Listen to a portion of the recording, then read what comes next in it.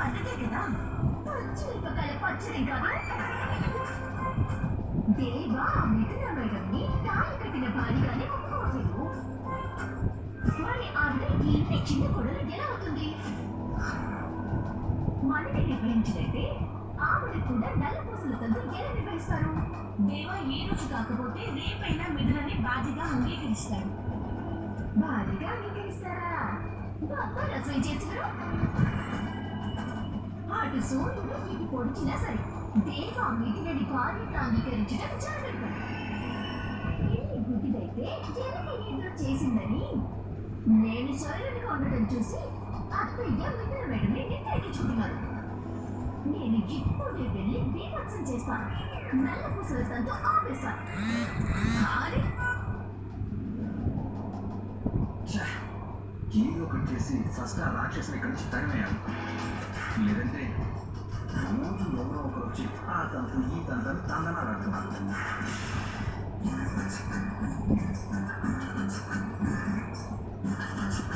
Already వచ్చి దొంగ చాటుగా నా మాటలన్నీ వింటున్నాం అన్నమాట. తప్పని మింగేసే పాములా చూపేంటి ఏంటి? కళ్ళు కూడా ఆడకుండా గొప్ప గొప్పలాగా ఇంత కళ్ళు వేసుకొని ఊరి చూస్తున్నాం. కొడతావా ఏంటి? నిన్ను దారిలోకి తీసుకురావడం కోసం ఆ కార్యక్రమం కూడా చేయాల్సి వచ్చేలా ఉంది. ఎక్స్ట్రా వాడుతున్నావు? ఎక్స్ట్రా కాదు, కరెక్ట్గానే మాట్లాడుతున్నాను. నా మెళ్ళో తాళి కడితే సరిపోతుందా? నల్ల పూసలు వెయ్యాలని తెలియదా? ఏంటి? ఏంటమ్మా ఏమమ్మా? భార్య మెళ్ళో నల్ల పూసలు వేయడం భర్త బాధ్యత. అది కూడా తెలియదా నీకు? మరి దొంగలు తప్పించుకుని తిరుగుతావేంటి?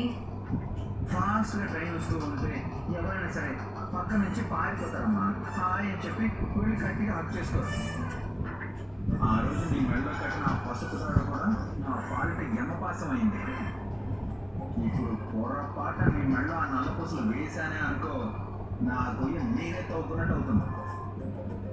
ఆల్రెడీ ఒక కాలు ఊపిలో పెట్టి నాక్కలక పీకోలక చస్తున్నాను. తెలిసి ఇది పూర్తిగా మునిగిపోవడానికి నాకేమైనా బుద్ధి లేదనుకున్నావా ఏంటి? నీకు నిజంగా బుద్ధుంటే నా మెళ్ళలో బలవంతంగా తాళి కట్టేవాడివి కాదు. నల్ల పూసలు వేయమని అడుగుతుంటే ఇలా బుద్ధి లేకుండా మాట్లాడేవాడివి కాదు. కానీ అందరి ముందు చాలా బుద్ధిగా నువ్వు నా మెళ్ళలో నల్ల పూసలు వేస్తావు. ఇది పక్క గుర్తుపెట్టుకో. నీ పగటికలను చూస్తుంటే నాకు జాలేస్తుంది. నవ్వు ఆగట్లేదు. నువ్వు నా మెళ్ళలో తాళి కడతావని నేను కలగన్నానా? కనికట్టలా? నా మెళ్ళలో నల్ల పూసలు తాళి వేయడం కూడా అంతే. రెండు ఒకటే. ఆ రోజు నీతో నా మెళ్ళలో తాళి కట్టించింది ఆ పరమేశ్వరుడు.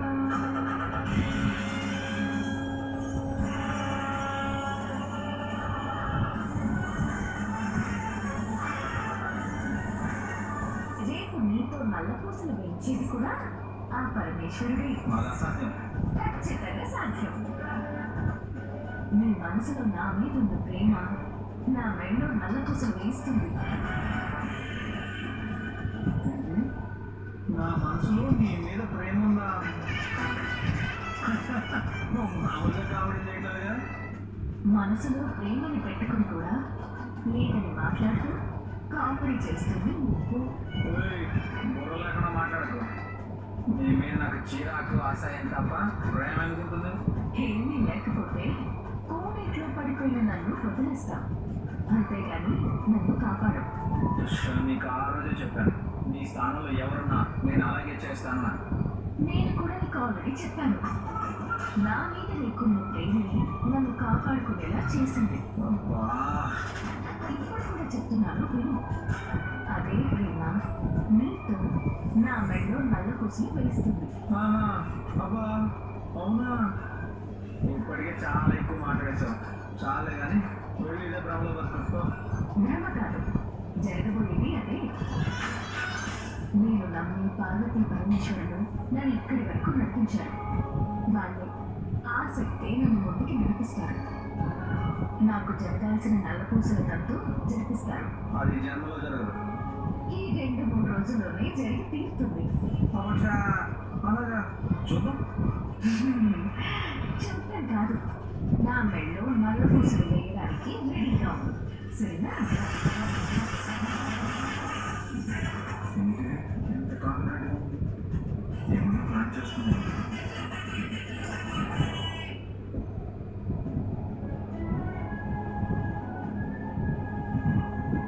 శాస్త్ర ప్రకారం కొత్త కోడలికి నల్ల పూసల తంతు జరిపించాలి.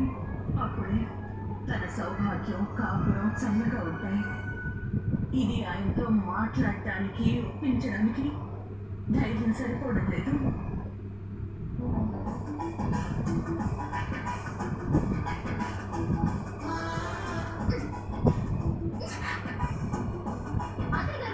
మీతో కాస్త సీరియస్గా మాట్లాడాలి. నా బాధలో నేనుంటే మధ్యలో వచ్చి నీ కొలేంటి? గోల కాదు, తిరుగుబాటు. అంటే ఆ మిథున మేడంకి నల్ల పూసల తంతు జరిపించడానికి వీల్లేదు. అసలే చిరాకులో ఉన్నాను, విసిగించకుండా వెళ్ళు. మీరు వెళ్ళమనగానే అలాగే అత్తయ్య గారుని నోరు మూసుకుని వెళ్ళిపోవటం ఇంతకు ముందు అత్తయ్య గారు, ఇప్పుడు కాదు. ఆ మిథున మేడంని వీళ్ళు ఇంట్లోకి తీసుకొచ్చారు. ఆయన సరే పోచుకుందాం. ఆవిడికి దొంగచాటుగా అన్నం పెడుతున్నారు. సహించాం. మాలాగే ఆవిడ కూడా కోడలుగా చూస్తున్నారు. అయినా సరే భరించాం. కానీ ఆవిడికి నల్ల పూసల తంతు జరిపిస్తే ఊరుకునేదే లేదు, ఒప్పుకునేదే లేదు. మా అమ్మమ్మ సహించేది అంతకన్నా లేదు. అదేంటి ఎప్పుడు లేది? నాతో ఎందుకు ఇంత ఆలస్యంగా మాట్లాడుతున్నావు? మాట్లాడుకుని ఎలా ఉన్నానండి? ఆ మిథున మేడంని దేవా భార్యగా అంగీకరించట్లేదు. మావయ్య గారు ఈ ఇంటి కోడలుగా ఒప్పుకోవట్లేదు. కానీ మీరు ఒక్కరు మాత్రమే ఆవిడని కోడలుగా చూస్తున్నారు. నెట్ట పెట్టుకొని